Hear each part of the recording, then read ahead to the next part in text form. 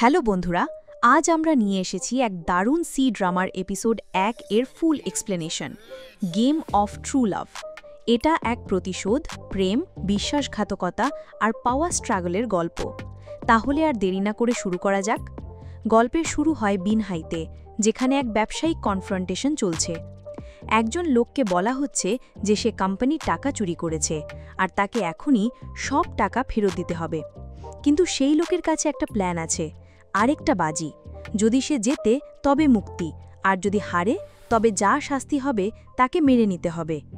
এই সময় আরেকজন চরিত্র প্রবেশ করে, শেন জিয়া হে, ক্ষমতাবান, শান্ত আর একেবারে ডেঞ্জারাস মাস্টারমাইন্ড। সিন ঘুরে যায় নিউ ইয়র্কে। এখানে আসে এক শকিং টুইস্ট, শেন জিয়া হে কাউকে ফাঁদে ফেলেছে। পুলিশ এসে লোকটাকে ধরে নিয়ে যায় আর লোকটা চিৎকার করে বলে, শেন জিয়া হে, তুমি আমাকে ফাঁসালে।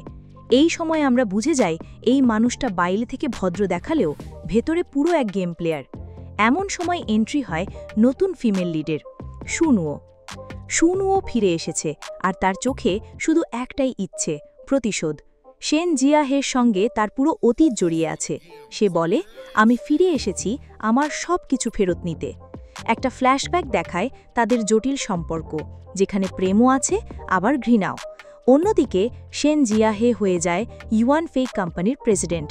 সবাই তাকে অভিনন্দন জানাচ্ছে, কিন্তু নুয়োর ভেতরে রাগ জ্বলছে। তার মনে হচ্ছে এই চেয়ারটা আমার হওয়া উচিত ছিল। অনেকে বলে সে তো শুধু দত্তক নেওয়া ছেলে, তার ভবিষ্যৎ নিয়ে কিছু বলা যায় না।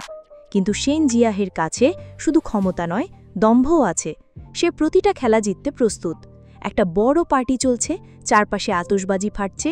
নুও সেখানে আসে আর শেন জিয়াহের মুখোমুখি হয়। আতশবাজির সঙ্গে সঙ্গে তাদের টেনশনও বিস্ফোরিত হয়। নুও বলে, তুমি জানো আমি কি প্রমাণ জোগাড় করেছি? তুমি গোপনে লায়ন কোম্পানিতে টাকা ট্রান্সফার করছো। এটা শুনে সবাই অবাক। একদিকে শেন, চালাক ব্যবসায়ী, আর অন্যদিকে নুও, সাহসী হুইসেল ব্লোয়ার।